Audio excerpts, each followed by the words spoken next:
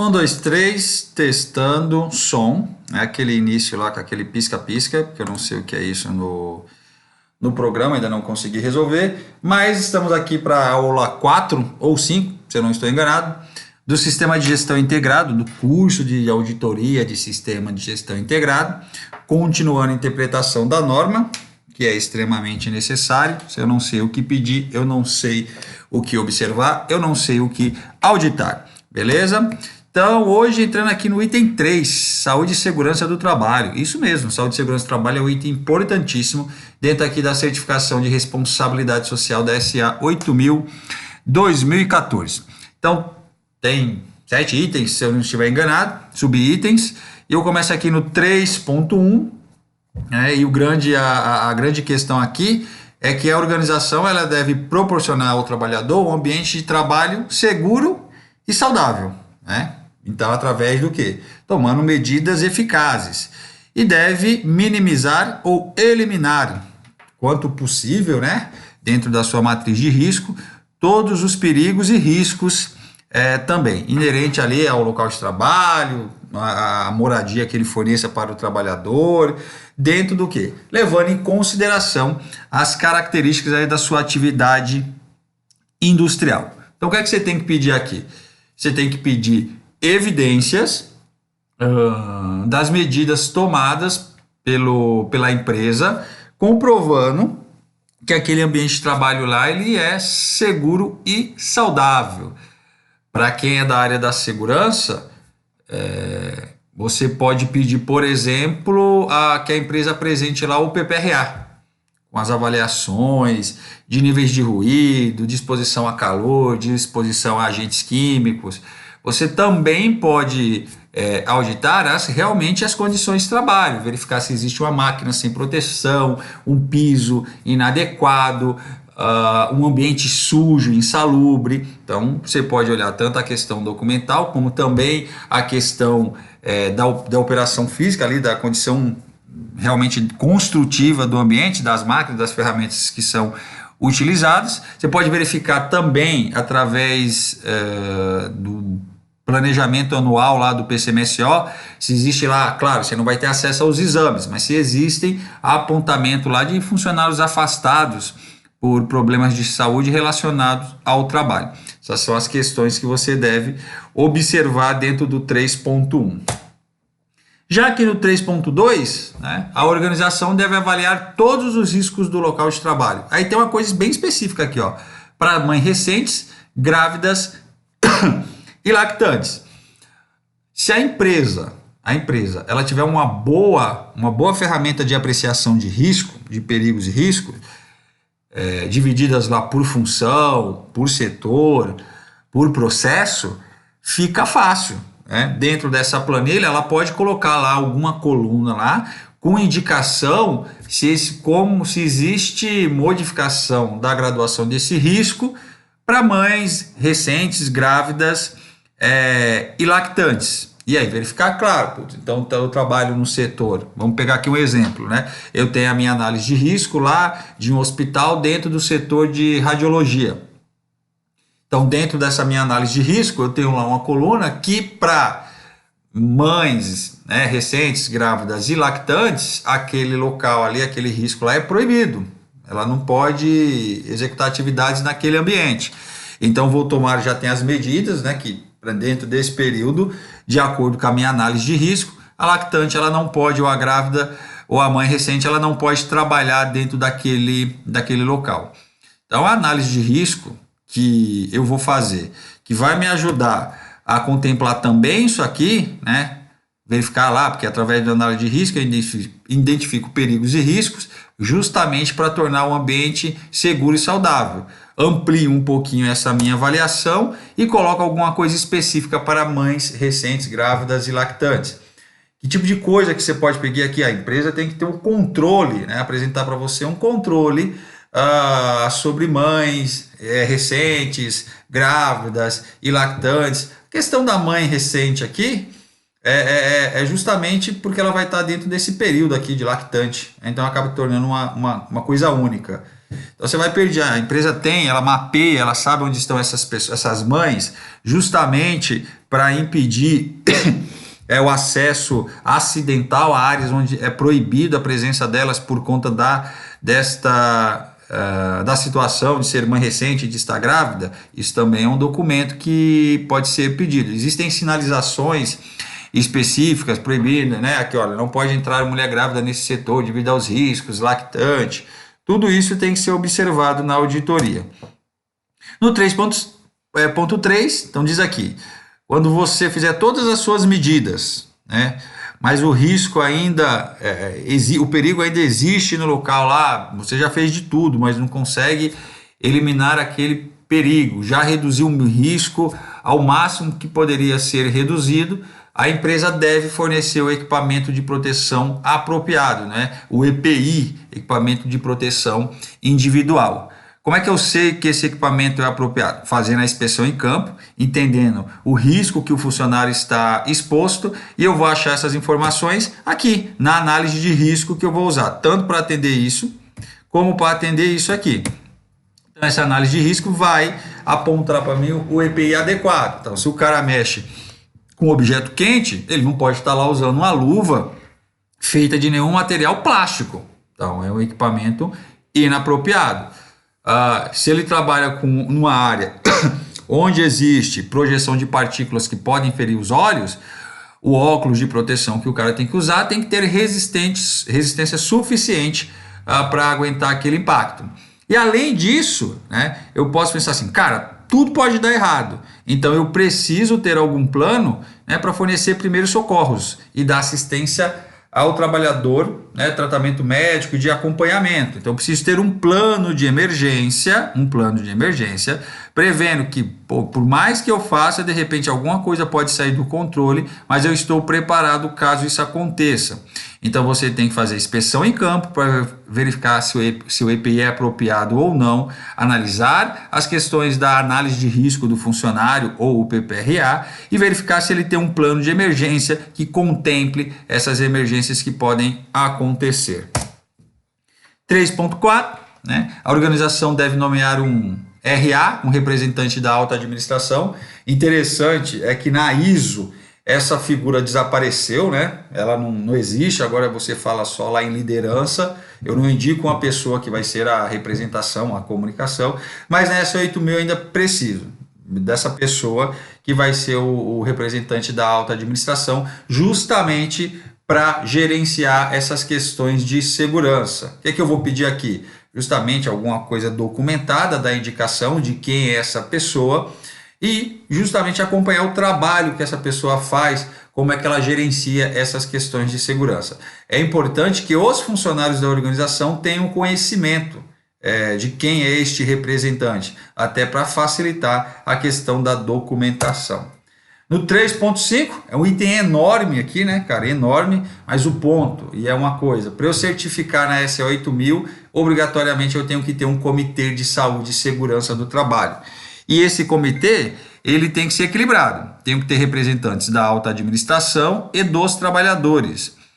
As decisões do comitê devem ser eficazes e comunicadas a todos os trabalhadores, né? E o comitê deve receber treinamento e passar por reciclagem sobre as questões de saúde e segurança.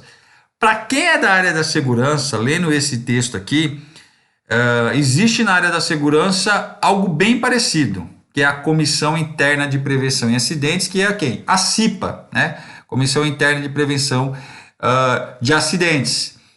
Então posso, de repente, aproveitar já que eu tenho a CIPA e tornar ela também este meu comitê de saúde e segurança do trabalho, unificar. Então quem é o meu comitê? O meu comitê é a CIPA. Eu dei algumas atribuições a mais, e eles também se tornaram, porque é muita característica da CIPA. A CIPA tem representantes do trabalhador e representantes da empresa, podem ser essas pessoas da alta administração.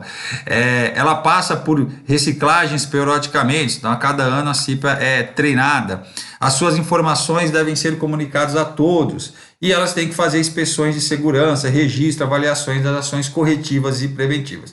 Então, se a sua empresa, essa empresa que você está auditando, ela por lei precisa ter uma comissão interna de prevenção e acidente de trabalho, pode a empresa pode juntar essas duas atribuições para a CIPA e tornar ela também o Comitê de Saúde e Segurança. Fica mais fácil de gerenciar. Então, o que você precisa pedir é justamente documentos que comprovem a existência desse comitê e verificar as ações que eles realizam. Isso aqui, você conversando com o funcionário, fica fácil de evidenciar se a empresa tem ou não. Então, basicamente, o que você tem que pedir aqui, que existe o comitê, que ele faça comunicados sobre as suas ações, que comprove que existem inspeções de segurança e que existem tratativas das ações corretivas e preventivas a serem tomadas. É isso que você vai pedir no 3.5.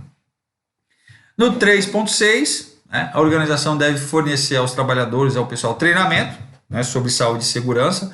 Então, isso aqui é obrigatório em todas as normas de saúde e segurança. Então, você tem lá treinamentos, treinamento para mexer com máquina, treinamento para mexer com eletricidade, treinamento para trabalhar em altura, treinamento para entrar em espaço confinado, treinamento para mexer com objetos quentes.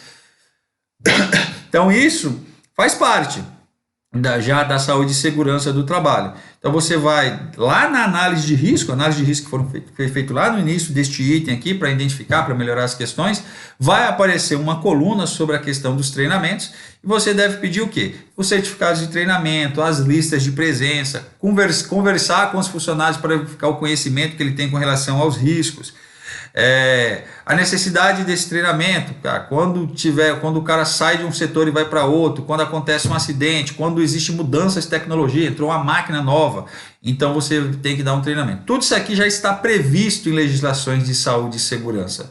Então, se você atender a legislação de saúde e segurança do trabalho, você está atendendo o 3.6 aqui. 3.7.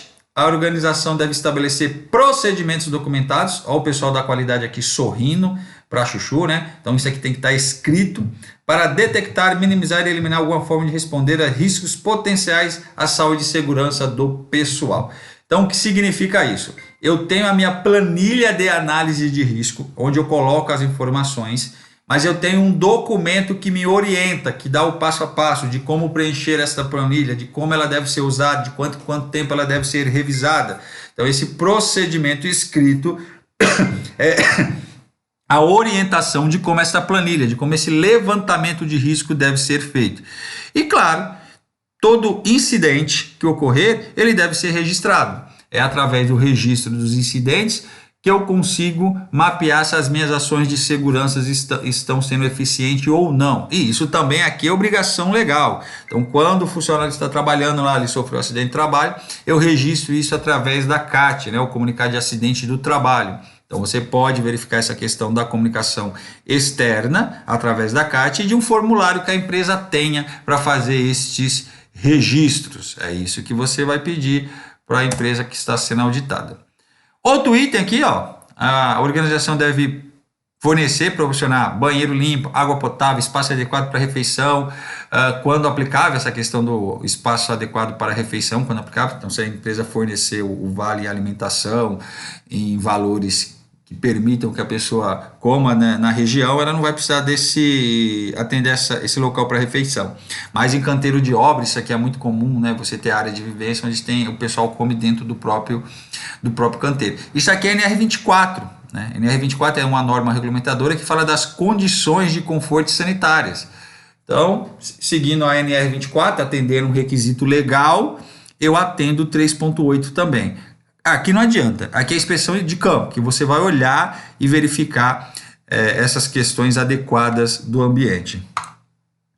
3.9, a organização deve assegurar que qualquer instalação de dormitório fornecido ao pessoal sejam limpas. Realmente a mesma coisa, NR24, NR18, quando você fornece lá o local onde a pessoa vai dormir, então ela tem que ser adequada, isso também está previsto. E a mesma coisa, aqui não adianta, aqui você tem que fazer a inspeção de campo para fazer a auditoria. 3.10, todo o pessoal deve ter direito a ser retirado do local de trabalho com perigo grave e eminente, sem ter que solicitar autorização. Então, grave e eminente, cara, é aquilo, vai acontecer, uma merda. É evidente que alguém pode morrer, que alguma coisa pode explodir. O cara não precisa pedir autorização, ele sai do local porque ele sabe que aquilo ali tem alto risco. Isso aqui também está previsto agora na nova NR1, recentemente atualizada, mas isso aqui também está escrito na carteira de trabalho dos trabalhadores. Então é a norma mais antiga do mundo. Isso aqui é verificar. Claro, de repente a empresa pode ter algo documentado verificando, mas entrevistas com os funcionários, você nota se eles têm essa liberdade ou não. E claro, você auditando, identificando uma situação de risco grave e eminente e verificando que os funcionários continuam lá, ou se não aparece, tem lá na sua análise de risco, lá no procedimento do item anterior, não tem nada abordando isso, já pode ser um indício que a empresa não permite que o funcionário tome essa decisão. E aí, aproveitando a última aula, o que é que eu fiz aqui rapidamente, não de todos os itens, eu peguei a SA 8000 2014 e abri lá 45001 e fiz uma correlação entre os itens para eu fazer uma auditoria mais simples. Então, o que é que eu fiz aqui? Então, eu peguei os itens do 3.1. Então, por exemplo, o 3.1 aqui, a SA 8000 fala assim, o ambiente tem que ser seguro e saudável e a empresa tem que minimizar ou eliminar os perigos, né, no 3.1. Cara, eu vou lá na 45001, no item 8.1.2 e olha o que é que ela pede, que a empresa tem que eliminar perigos e reduzir riscos. Então vamos lá, se eu elimino perigos e reduzo os riscos, eu ofereço para o funcionário um ambiente seguro e saudável. Por quê? Porque eu estou minimizando ou eliminando os perigos e riscos. Então, quando eu estiver auditando o 8.1.2 da 45001, quando eu estiver pedindo, verificando que a empresa eliminou os perigos, reduziu os riscos, eu estou auditando o 3.1 da SA 8000. Por quê? Se ela fez isso, ela atendeu este requisito. E dentro do 3.1, ele também pede que a empresa faça a minimização e eliminação dos perigos. Correlação. Uma auditoria só, posso auditar o 3.1 e verificar o 8.1.2, ou pode estar auditando o 8.1.2 da 45 e verificando o atendimento do 3.1. Correlação pura, velho. Aqui, ó, moleza. Quando eu verifico isso, eu já sei que isso aqui está sendo atendido. Peguei mais um outro aqui, ó, o 3.2. A organização deve avaliar todos os riscos do local de trabalho. 6.1.2 da 45. Identificação de perigos e avaliação de risco. A identificação de perigos e avaliação de risco é feito para cada função, para cada tarefa, para cada processo. É o que pede o 3.2 da SA 8000. Cara, não tem nem muito o que brigar. Correlação pura. Então, quando eu audito esse, eu também estou auditando esse. Uma conformidade aqui é uma conformidade aqui. Uma não conformidade aqui é uma não conformidade aqui. Entenderam a questão da correlação e porque ela facilita aqui a minha auditoria? Eu vou olhar um item só e auditar dois ao mesmo tempo. E por último aqui, porque esse é só um exemplo aqui de correlação, o 3.3, ó. Quando os riscos persistirem, a empresa tem que fornecer o EPI. E também nessa situação a empresa precisa estar preparada para fornecer o atendimento a primeiros socorros. Vou lá na 45.001, irmão, e no item 8.2, na verdade eu acho que é 8.1.2, faltou um ponto aqui, deixa eu colocar um ponto, tem lá na letra D, utilizar o EPI adequado, Então a empresa tem que utilizar, ela tem que adquirir, ela tem que fornecer para os seus funcionários EPI adequado, quando não for possível diminuir mais o risco além daquilo que foi diminuído. E lá no 8.2, a 45.001 pede que a empresa tem que ter um plano de emergência, e dentro do plano de emergência é onde eu descrevo a forma que eu estou preparado para atender o quê? As questões de primeiros socorros. Então, auditando este item aqui, eu estou ao mesmo tempo auditando este item. Então, isso aqui é fazer correlação entre as normas, diminuir o meu trabalho, identificar onde uma situação auditada impacta diretamente em outra situação de outra norma. Beleza, meus queridos? Então, este é o final da aula, estou ficando cada vez melhor. Hoje a aula foi 20 minutos, aquelas aulas de 30 minutos estão sumindo. Um abraço, até daqui a pouco. Fui! E dessa vez foi de primeira.